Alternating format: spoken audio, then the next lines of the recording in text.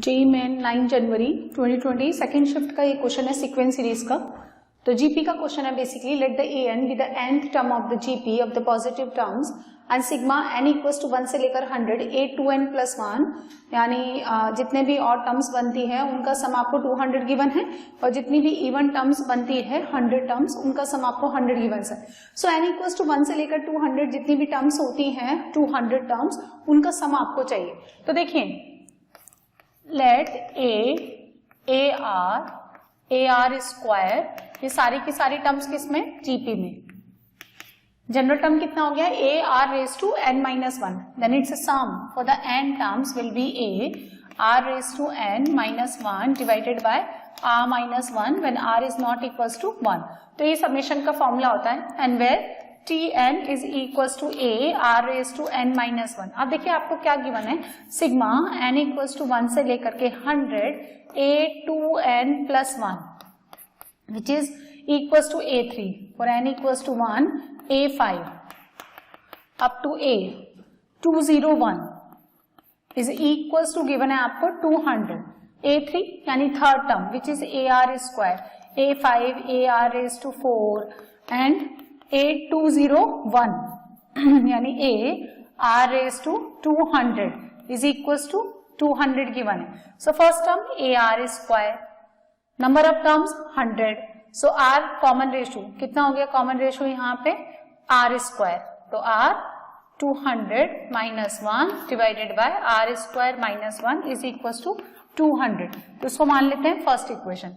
Now for the second n equals to 1 sigma n equals to 1 से लेकर के 100 a2n, सो ये कितना हो गया a2 a4 a6 up to a200 is equals to 100। इसका फॉर्मूला कितना बनेगा देखिए ए आर क्यूब, यहां हो गया आपका a are raise to 199 is 100।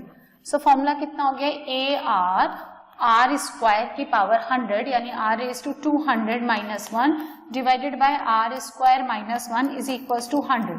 So by dividing 1 by the 2, left को लेफ्ट से और राइट को राइट से जब आप डिवाइड करेंगे सो दिस ये सेम है, देखिए दोनों में सेम है, कैंसिल आउट हो जाएगा, वहां A R square divided by A R तो आर बचेगा और 200 डिवाइडेड बाय 100 2, सो आर का वैल्यू कितना हो गया 2। अब हम क्या करेंगे, इस इक्वेशन नंबर 1 यानी ये जो पूरी सीरीज है इसको और इसको ऐड कर दो, तो यहां से कितना मिल रहा है a2, फिर यहां से मुझे मिल जाएगा a3, देन a4 फिर यहां से मिल जाएगा, अब टू मुझे कितना मिल गया a200 plus a201 is equals to 300। So देखिए ये कितना हो जाएगा यहां से a r plus a are square up to a are raise to 200 is equals to 300। So अगर मैं इसमें से r कॉमन ले लूं तो ये बनेगा a plus a are square up to कितना बनेगा देखिए r कॉमन लेने पर a r raise to 199 which is equals to 300। और अगर आप इस ब्रैकेट को ध्यान से देखें तो ये क्या लिखा हुआ है, स्टार्टिंग की 200 टर्म्स का सम है यानी n इक्वल्स टू 1 से लेकर के 200 an। So when you putting n equals to 1 ये कितना हो जाएगा first term a1 first term, a2 कितना हो गया a r, a3 a are square, 200 के लिए a r 1 raise to a are raise to 199 है ना, तो यहां से ये कितना हो जाएगा 300 डिवाइडेड बाय r और r का वैल्यू हमने कितना निकाला 2, सो 300 divided by 2 is equals to 150। So sequence series का सिंपल सा क्वेश्चन है ये 120 given in the second option.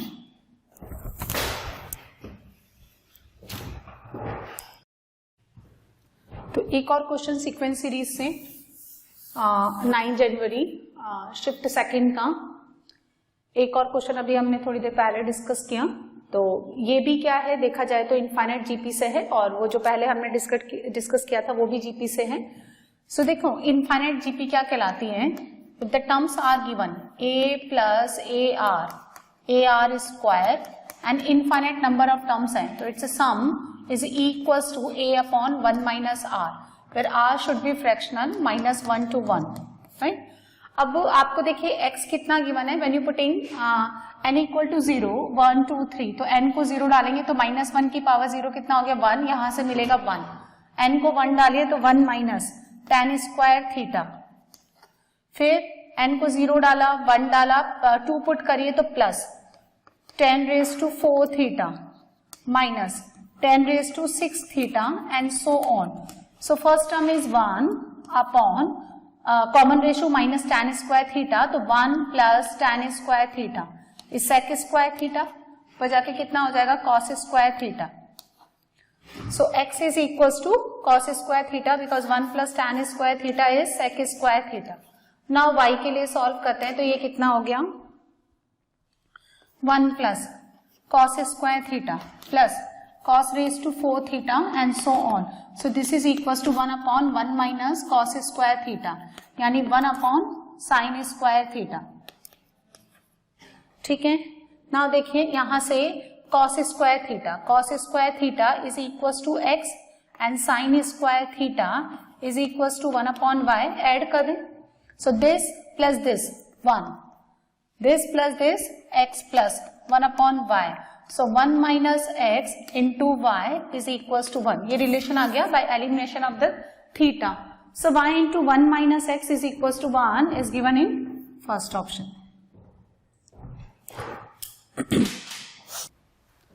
So matrix indeterminate से ये क्वेश्चन है.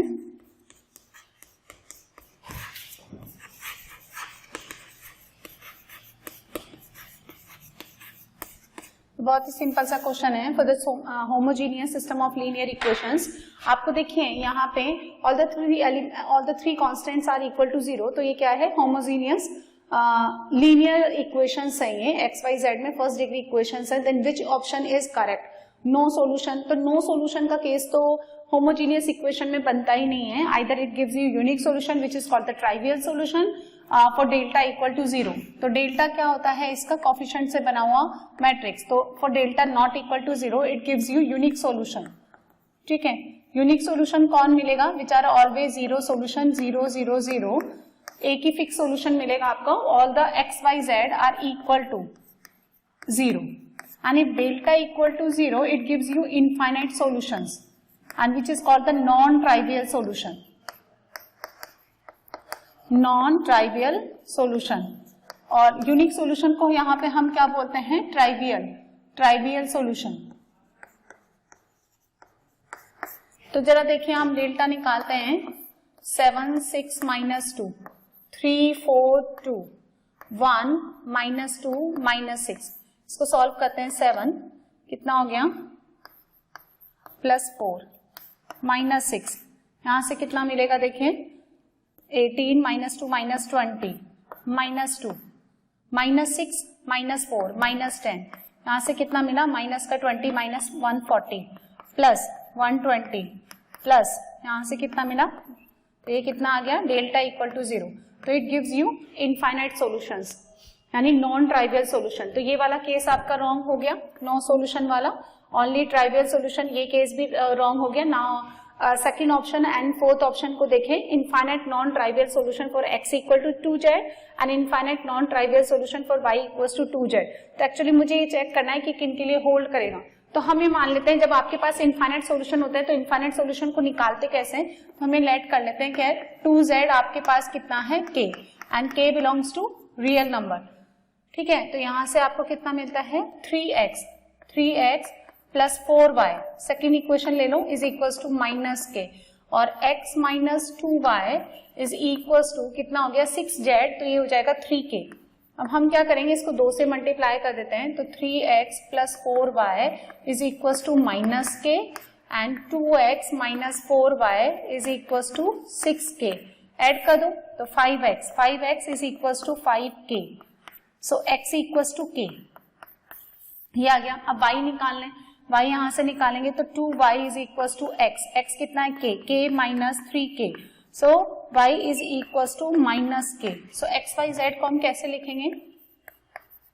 Is equal to x is equals to k, y is equals to -k and z is equals to k/2. For k belongs to r। यहां से देखो आप z आपने कितना माना k/2, तो x कितना हो गया k कौन है 2z, y कितना है -2z, ठीक है। और k z के फॉर्म में अगर आप निकालते हैं तो k/2, ये तो z के फॉर्म में आ गया, तो ये x तो कितना आ रहा है आपके पास 2z एंड y कितना आ रहा है -2z। तो x इक्वल्स टू 2z, क्योंकि -2z तो है नहीं, तो x equals to 2z given in second option. So ये क्वेश्चन है मेथड ऑफ डिफरेंशिएशन का MOD using the little concept of function. So क्या गिवन है, let f and g be the two differentiable function on the R such that f और g यानी this composite function fog of x is the identity function. Identity function means y equal to x. तो हमको given क्या है, f of gx is equals to x, ये given है, and g dash a 5, g of a b, तो f dash b निकालना। देखो तो बहुत सिंपल सा क्वेश्चन है, इसको डिफरेंशिएट कर दें आप with respect to x, f का f डैश gx, इसका हो गया g डैश x, और x का x के रेस्पेक्ट में 1 यहाँ आ गया। अब हम क्या करेंगे, देखिए x को पुट करेंगे, put x equals to a, x equals to a, so f dash ga into g dash a is equals to 1, f dash ga is equals to b, g dash a is equals to 5, 1, so f dash b मुझे निकालना है which is equals to 1/5। बहुत ही easy सा question है और बहुत ही छोटा सा क्वेश्चन भी है, so 1/5 is given in option 1। So this question is based on binomial theorem।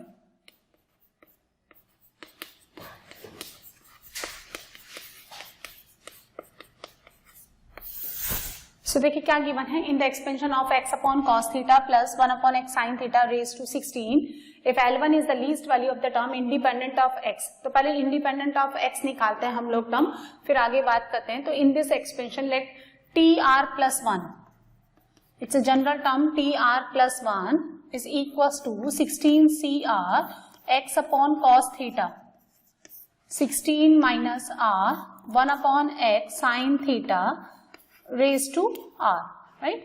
इस तरह से हम लोग जनरल टर्म लिखते हैं। सो ये कितना हो जाएगा 16cr, x पे पावर कितना हो गया 16 minus 2r divided by 16 minus r, और ये ऊपर जाकर के माइनस r, तो 16 माइनस 2r, यहाँ कितना बचा देखिए cos theta raise to 16 minus r and sin theta raise to r। For the term to be independent of x, this power 16 minus 2r should be equal to 0. So 16 minus 2r is equals to 0. So this will be happen when r is equals to 8. So T9 मिला मुझे, यहाँ से कितना मिलेगा 16c8, right? ये हट ही गया, यहाँ से कितना आ जाएगा cos theta raised to 8 and sin theta raised to 8. So we can write this 16c8 divided by sin 2 theta, sin 2 theta whole power 8 into 2 raise to 8, 2 की पावर 8 से डिवाइड मल्टीप्लाई करेंगे तो ये बन जाएगा 2 sin theta cos theta whole power 8, so sin 2 theta. अब देखिए क्या करना है, इसमें L1 क्या गिवन है, least value of the term independent of x when theta π/8 to π/4, और L2 क्या है, least value of the same term when the angle varying from π/16 to π/8। तो एक्चुअली क्या है कि यदि मुझे लीस्ट वैल्यू निकालना है इसका, तो this denominator which is dependent on the theta should be maximum. और वैसे तो इसका मैक्सिमम वैल्यू sin 2 थीटा का कितना होता है 1, लेकिन 1 कितने पे होगा, जबकि π/2 दे रखा है। तो L1 जब आपका थीटा कितना है π/8 टू π/4,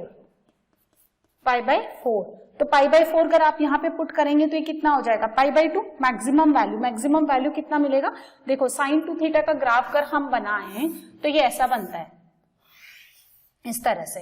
तो ये कितना हो जाएगा sin 2 थीटा के लिए, ये तो हो जाएगा आपका π/2 एंड दिस विल बी π/4 और 0। तो sin 2 थीटा 0 टू π/4 क्या है, इंक्रीज करेगा। तो π/4 पे sin 2 थीटा अपना मैक्सिमम वैल्यू देगा विच इज 1। सो ये अगर मैक्सिमम है डिनोमिनेटर, तो न्यूमरेटर ओवरऑल कितना हो जाएगा, लीस्ट हो जाएगा। तो ये कितना हो जाएगा 16c8 2 raise to 8 when we consider theta is equals to π/4।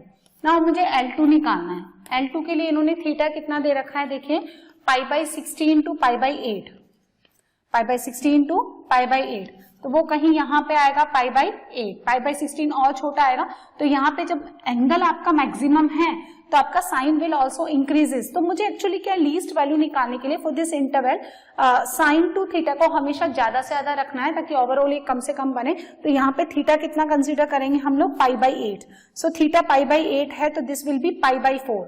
तो यहाँ कितना हो जाएगा 16c8 2⁸ एंड साइन π/4 यानी 45 degree 1/√2 1/√2 whole power 1/√2 whole power 8। तो ये कितना हो जाएगा 1/2 whole power 4। So L2 will be 16c8 2⁸ into 2⁴, है ना।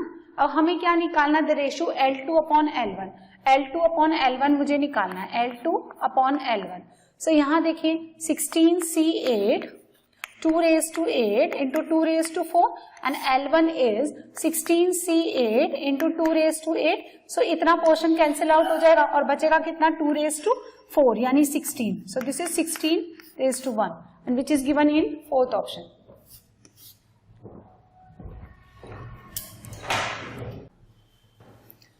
नाउ देखो ये क्वेश्चन जो है वो बेसिकली एलसीडी से है, limit continuity differentiability, and basically continuity का क्वेश्चन है ये।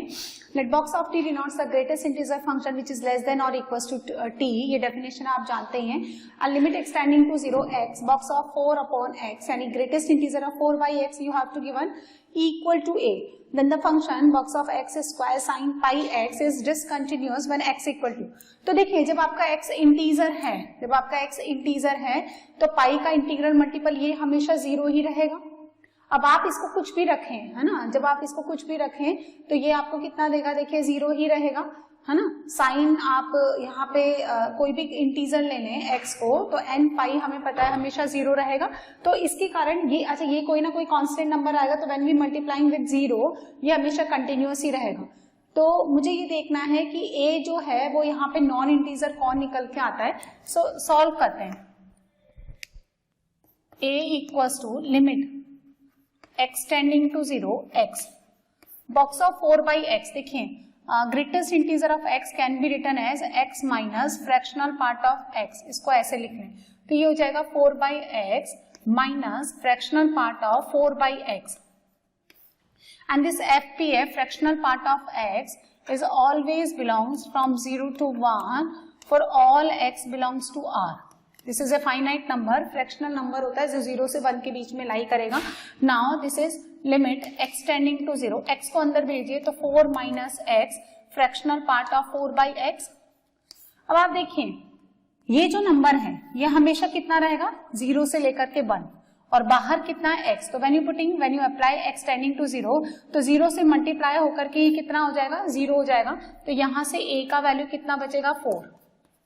अब a इक्वल्स टू 4 जब मैं इसमें पुट करती हूँ तो ये मुझे कितना देता है 2। 4 का आप यहाँ 4 + 5 9 का अंडर रूट कितना हो गया 3। 4 + 21 √25 इज 5। सिर्फ यही एक ऐसा ऑप्शन है 4 को पुट करने पर ये मुझे कितना देगा √5। सो देखिए ये सब इंटीजर नंबर है तो पाई के integral multiple this will be always continuous. तो √5 ये नॉन इंटीग्रल नंबर है, जब आप इसको पुट करेंगे तो ये कितना हो जाएगा, ये डिसकंटिन्यूअस हो जाएगा। कैसे आप समझिए कि जब आप x का वैल्यू √5 लेते हैं तो ये कितना हो जाएगा, यदि आप एग्जैक्टली √5 पे वैल्यू निकालते हैं तो ये कितना हो जाएगा 5 का बॉक्स कितना हो जाएगा 5 और यहां से आपको कितना मिलेगा f of √5 is 5 sine √5 pi, right. अब हम कितना लेते हैं f ऑफ √5 प्लस यानी limit x tending to √5 plus √5 से थोड़ा सा बड़ा है तो उसका स्क्वायर भी 5 से थोड़ा बड़ा होगा तो ये कितना हो जाएगा 5 साइन √5 पाई। अब हम क्या करेंगे LHL निकालेंगे यानी limit x tending to √5 minus यानी f ऑफ √5 माइनस। अब √5 से कम है ये तो उसका जो होल स्क्वायर होगा वो भी 5 से कम होगा तो यहां से कितना मिलेगा मुझे 4 साइन √5 पाई। तो हम देख सकते हैं कि ये क्वांटिटी ये तो इक्वल है but LHL is not equal to RHL। So at this √5 when you putting x equal to √5 so ये फंक्शन कितना हो जाएगा डिसकंटिन्यूअस। तो ये आंसर आएगा सेकंड। तो बच्चों आपने ये वीडियो देखा, मेरा आपको ये सजेशन है कि आप वीडियो को मूवी की तरह ना देखें, पहले इसका जो थ्योरी पार्ट है, जो भी कंसेप्ट मैंने आपको पढ़ाया उसको अच्छे से समझें और जो भी इलस्ट्रेशन मैंने थ्योरी के बाद जो भी एग्जाम्पल्स मैंने लिए हैं उनको आप पहले अपने आप से अटेम्प्ट करें and if you face any difficulty तो फिर आप उसका सोल्यूशन देखें।